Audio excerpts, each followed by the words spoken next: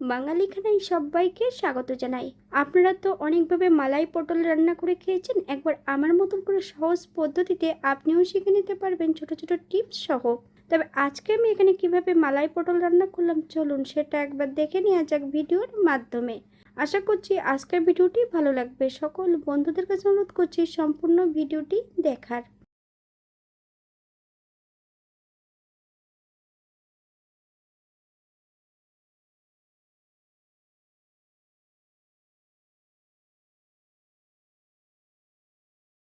এখানে আমি আগের থেকে বেশ কয়েকটা বড় সাইজের পটল নিয়ে নিয়েছি।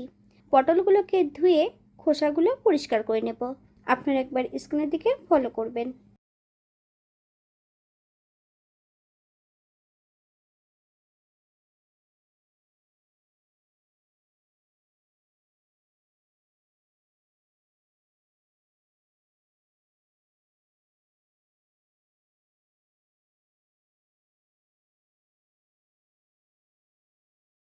সম্পূর্ণ পটলগুলোর খোসা পরিষ্কার করে নিয়েছি, তবে হালকা হালকা করে কিন্তু পটলের গায়ে খোসাটা রেখে দিয়েছি।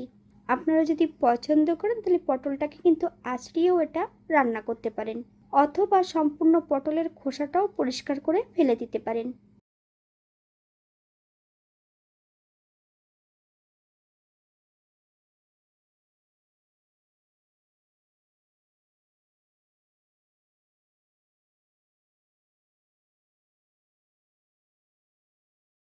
এইবার আমি পটলগুলোকে ভেজে নেব।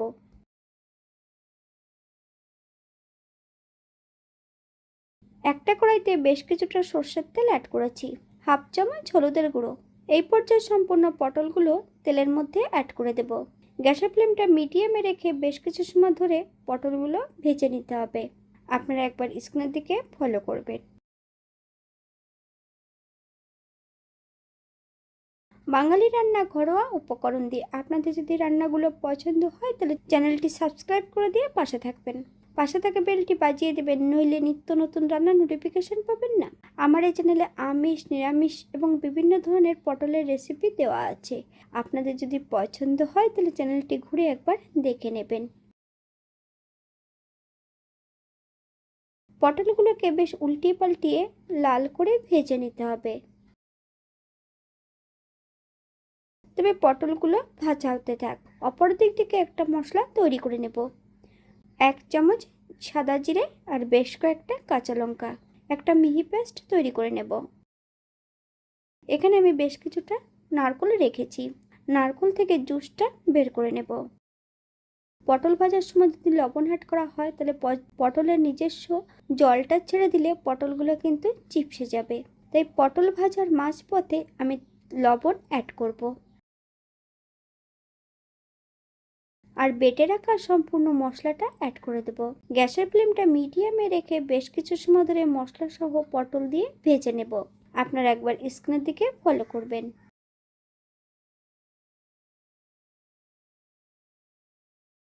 মশলা ধোয়া বাটি থেকে সামান্য একটু জল অ্যাড করেছি। গ্যাসের ফ্লেমটা হাইতে রেখে বেশ কিছু সময় ধরে মশলা সহ পটল দিয়ে কষিয়ে নেব।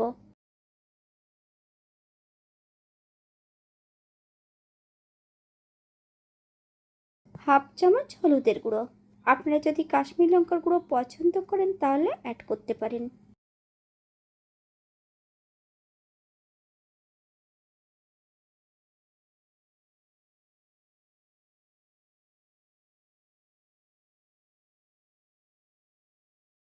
ঠিক পটল থেকে যখন তেল ছাড়তে শুরু করবে তখন কিন্তু গ্যাসের ফ্লেমটা লোতে রাখতে হবে।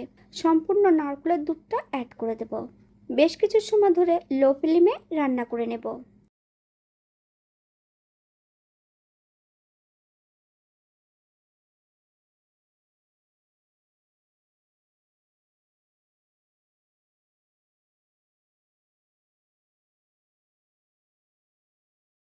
বেশ কয়েকটা গোটা কাঁচা লঙ্কা অ্যাড করেছি, আপনারা যদি পছন্দ করেন তাহলে পরিমাণে বাড়িয়ে দিতে পারেন। স্বাদের জন্য 1 চামচ চিনি অ্যাড করব।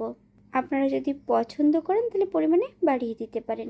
গ্যাসের ফ্লেমটা হাইতে রেখে আবারও বেশ কিছু সময় ধরে রান্না করে নেব।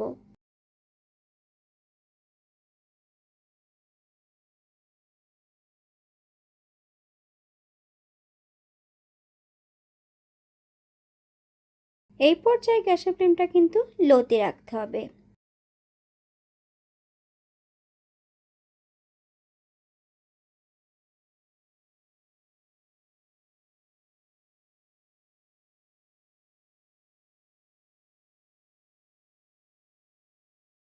নারকেলের জুস থেকে যখন হালকা তেল ছাড়তে শুরু করবে, তখন কিন্তু গ্যাসের ফ্লেমটা লোতে রাখতে হবে।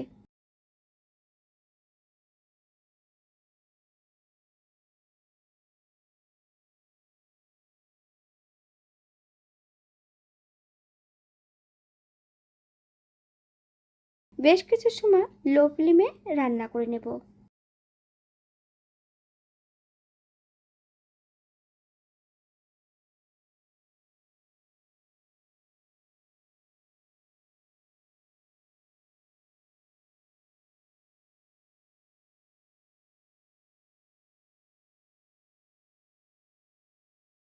পটল থেকে হালকা তেল ছাড়তে শুরু করে দিয়েছে। আপনারা যদি কাঁচা তেল পছন্দ করেন তাহলে এই পর্যায়ে অ্যাড করতে পারেন। গ্যাসের ফ্লেমটা অফ করে দিয়ে 5 মিনিটের জন্য স্ট্যান্ডিং টাইম দেব। তারপর সার্ভ করব। এটা দেখতে যেমন ভারী সুন্দর হয়েছিল, এটা গরম ভাতে বা পোলাওতে খেতে কিন্তু অসম্ভব ভালো লাগবে। আপনারা বাড়িতে একবার একই পদ্ধতিতে বানিয়ে নেবেন। আজকে কিন্তু সম্পূর্ণ মালাই পটল ছিল নিরামিষ। আপনারা যে কোনো নিরামিষের দিন এটা রান্না করতে পারেন।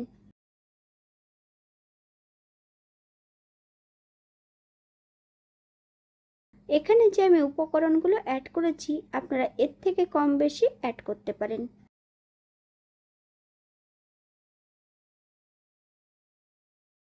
আজকের ভিডিওটি এই পর্যন্ত। সবাই সুস্থ থাকবেন, ভালো থাকবেন।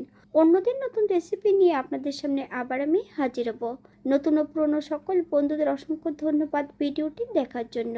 হাতে যদি সময় থাকে তাহলে এটা লাইক, কমেন্ট, শেয়ার করবেন। এটা দেখতে যেমন ভারী সুন্দর হয়েছিল, এটা গরম ভাতে খেতে কিন্তু অসম্ভব ভালো হয়েছিল। আপনার বাড়িতে একবার একই পদ্ধতিতে বানিয়ে নেবেন।